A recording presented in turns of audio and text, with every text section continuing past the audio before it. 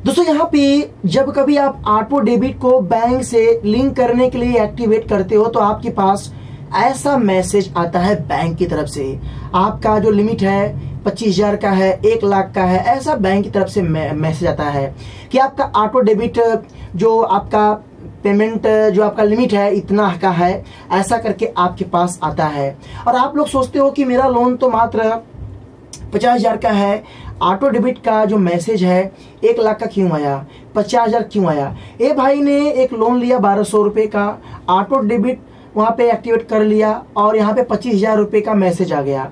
अबे डर गए, ये क्यों आ गया, चलिए बताने वाले हैं। वीडियो को लाइक कर देना, चैनल को सब्सक्राइब के बेल आइकन को ऑन कर देना।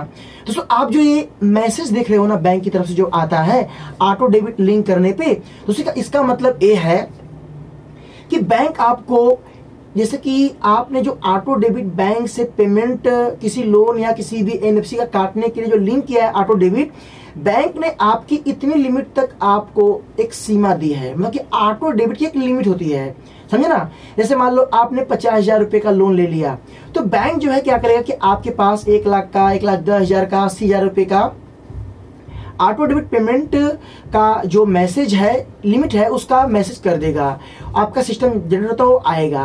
तो इसका मतलब ये है कि आपका ईएमआई अगर मान लो 3 साल के लिए है और आपका लोन अगर 5 लाख का है और आपका ऑटो डेबिट लिमिट जो है मात्र 2 लाख का है, तो 2 लाख तक का पैसा आपके बैंक से ऑटो डेबिट होगा। जबकि ईएमआई अगर 5,000 रुपये महीने की है तो 5,000 रुपये आपके अकाउंट से पैसे ऑटो डेबिट हो जाएंगे। जब 2 लाख जो लिमिट बैंक ने दिया है वो पूरा हो जाएगा तो फिर से आपके पास मैसेज आएगा उसको रीएक्टिवेट करने के लिए।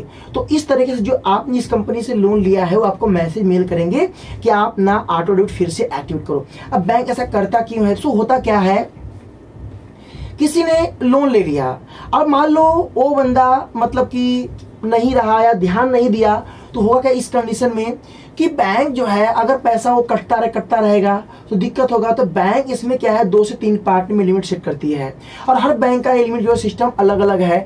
कोई बैंक आपको ज्यादा देगा, कोई बैंक कम देगा। तो ये ऑटो डेबिट पेमेंट का जो ईसीएस का है उसका एक पेमेंट मतलब एक लिमिट होती है, वो आपको मिलता है। जैसे आपको एक क्रेडिट कार्ड है आपको एक लिमिट मिलती है, वैसे इसमें आपको लिमिट मिलती है। उतने पैसे तक आपका पेमेंट जो है हो सकता है, इसके बाद आपको फिर से एक्टिवेट करना पड़ेगा। तो इस तरह से इसका मतलब होता है, मीनिंग होता है आपको डरना बिल्कुल नहीं है। अगर मान लो आपकी ईएमआई मात्र 1,200 रुपये की है और आपने क्या किया कि 5,000 रुपये का लोन ले लिया, आपका ऑटो डेबिट एक्टिवेट हो गया कितना, 20,000 रुपये का, तो आपका जितना पैसा आपने लोन लिया पैसा उतना ही कटेगा, बाकी आपकी ऑटो डेबिट लिमिट एक्टिवेट रहेगी। फिर से अगर आप लोन लेते हो उसी कंपनी से तो उसी यहाँ पे पैसा आपका ऑटो डेबिट होता रहेगा। इसका पूरा ये फुल फॉर्म है, आपको डरने वाली बात बिल्कुल नहीं है। सर ने जान लिया ऑटो डेबिट का मतलब क्या है, मीनिंग क्या है, और इसमें से आपको डरना बिल्कुल नहीं है। जो मैं आपको समझाया एकदम रियलिटी समझाया। तो वीडियो कैसा लगा लाइक कर देना, चैनल को सब्सक्राइब के बेल आइकन को ऑन कर देना।